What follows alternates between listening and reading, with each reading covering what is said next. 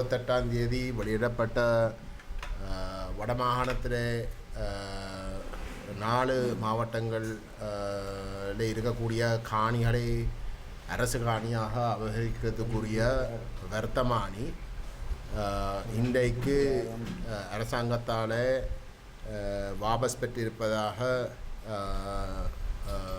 செய்திகள் ஊடாக உறுதிப்படுத்தப்பட்டிருக்கின்றது.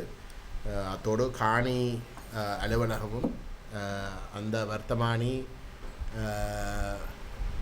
வாபஸ் பெறப்பட்டு இருக்கின்றதை உறுதிப்படுத்தியிருக்கின்றது. அந்த வகையிலே இந்த வடமாகாணத்திலே இருக்கக்கூடிய மக்களுக்கு ஒரு மிக மோசமான ஒரு பின்னடைவு வரக்கூடிய அந்த ஆபத்தில் இருந்து இந்த வர்த்தமானி வாபஸ் பெற வைத்திருப்பது உண்மையிலே ஒரு பெரும் வெற்றி என்றதைத்தான் நாங்கள் சொல்ல வேண்டும்.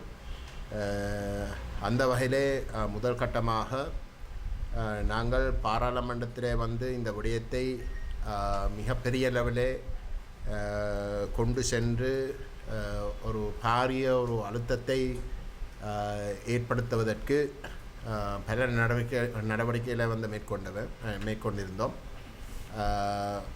அந்த வகையில் நான் பாராளுமன்றத்தில் ஒரு ஒத்துழைப்பு பிரேரணையை முன்மொழித்த பொழுது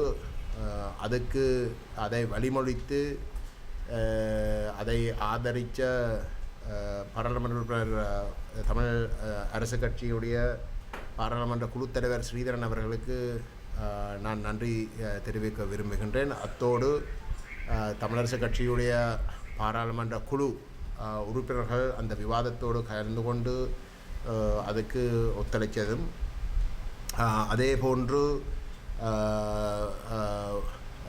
வைத்தியர் அர்ச்சுனா அவர்களும் அந்த ஒத்துழைப்பு பிரேரணையை கலந்து கொண்டு எங்களுடைய கருத்துக்களை முழுமையாக ஆமோதித்து ஆதரித்து கதைச்சதுக்கு அவருக்கும் நன்றியை கூறி, 2ஆம் கட்டமாக இந்த தமிழ் தேசிய பேரவை உங்களுக்கு தெரியும், கொழும்பில் இருக்கக்கூடிய வெளிநாட்டு தூதரகங்களை நாங்கள் இந்த விடயம் சம்பந்தமாக குறிப்பாக இந்த வர்த்தமானி வாபஸ் பெற்றே ஆக வேணும் என்ற விடயத்தை வலியுறுத்தி தொடர் சந்திப்புகளை நாங்கள் மேற்கொண்டிருந்தோம்.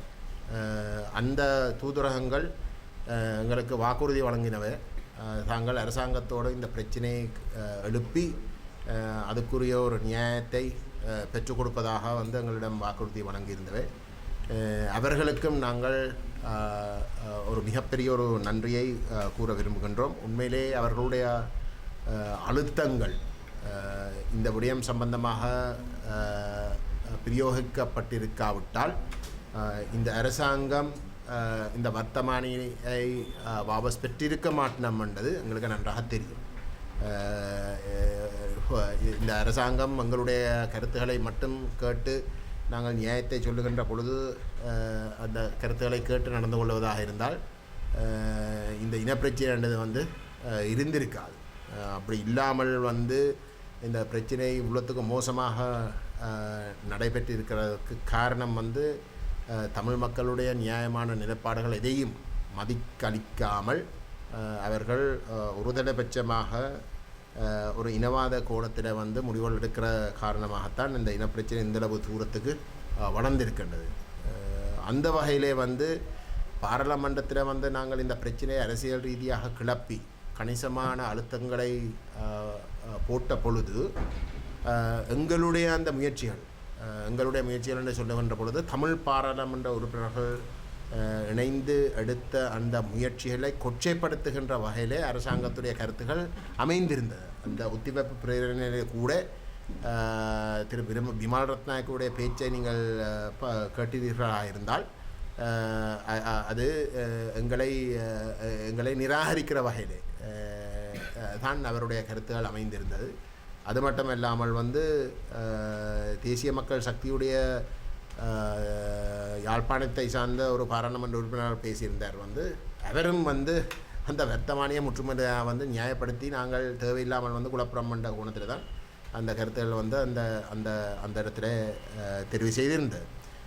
ஆனால் அது ஒன்றும் வெற்றி பெற முடியாத ஒரு நிலைக்கு போனதுக்கு ஒரு மிக முக்கிய காரணி வந்து ஸ்ரீலங்கா முஸ்லீம் காங்கிரஸுடைய செயலாளர் கௌரவ பாராளுமன்ற உறுப்பினர் நிசாம் காரியப்பர் அவர்களுடைய பேச்சும் அவருடைய ஒத்துழைப்பும் வந்து மிகவும் முக்கியம். என்றால் அவர் எங்களுடைய அந்த ஒத்துழைப்பு பிரேரணையை முழுமையாக ஆதரித்து அதை ஆமோதித்து பேசின இடத்துல வந்து இது தமிழர் வளமையாக வந்து குழப்பறதானே என்று அரசாங்கம் சொல்லி கொச்சைப்படுத்துகின்ற அந்த முயற்சி தோல்வி அடைந்தது.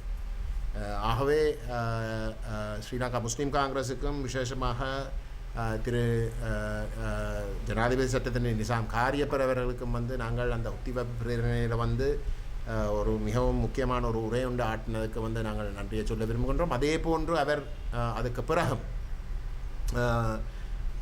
இந்த அழுத்தம் காரணமாக வந்து தவிர்க்க முடியாமல் பிரதமர் ஹரணி அமரசூரிய அவர்கள் பாராளுமன்றத்திலே அனைத்து வடகிழக்கை பிரதிநிதித்துவப்படுத்துகின்ற பாராளுமன்ற உறுப்பினர்களை அழைத்து இந்த விடயம் சம்பந்தமாக பாராளுமன்றத்தில் ஆராய்ந்த பொழுதும் கூட எனக்கு அருகிலே நின்று எங்களோடு முழுமையாக ஒத்துழைத்து திரு நிசாம் காரியப்பர் அவர்கள் பேசியிருந்தார். அதே போன்று திரு ரவுஃப் ஹக்கீம் அவர்களும் அந்த கூட்டத்திலே கலந்து கொண்டு வந்து இந்த வர்த்தமானிக்கு எதிராக தன்னுடைய கட்சியுடைய நிலைப்பாட்டை வலியுறுத்தியிருந்தார்.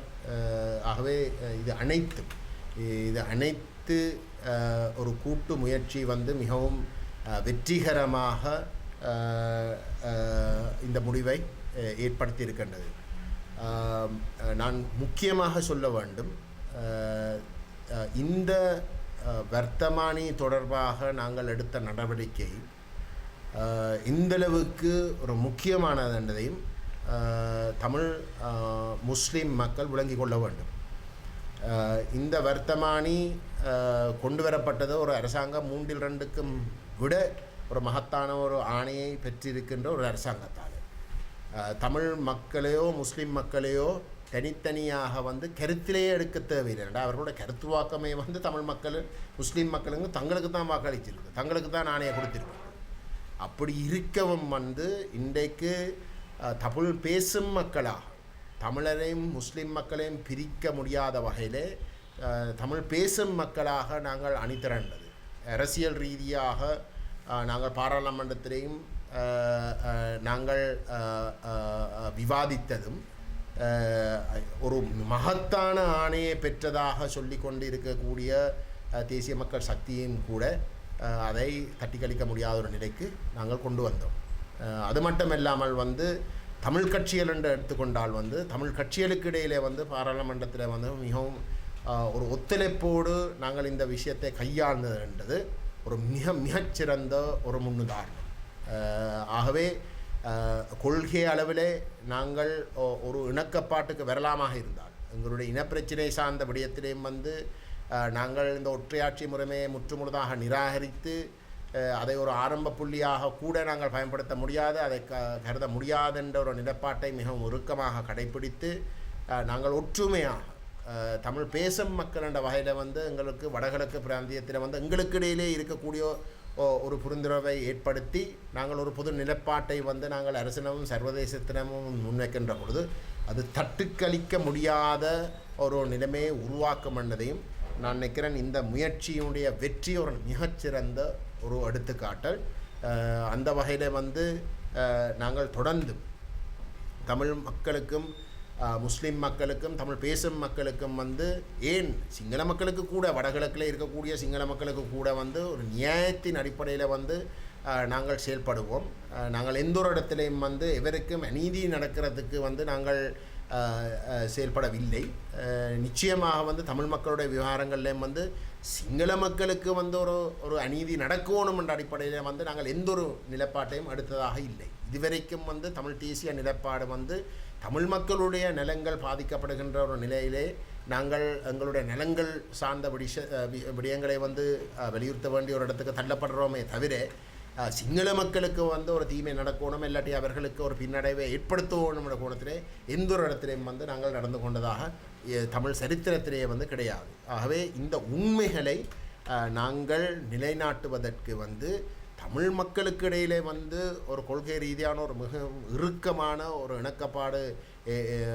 இணக்கம் வருவதென்றது மட்டுமல்ல, முஸ்லீம் மக்களையும் நாங்கள் உள்வாங்கி நாங்கள் எந்தளவுக்கு நாங்கள் செயல்படலாமோ அந்தளவுக்கு வந்து ஒரு அசைக்க முடியாத ஒரு பலத்தை அதை ஏற்படுத்தும் என்றதையும் நாங்கள் சுட்டிக்காட்ட விரும்புகின்றோம்.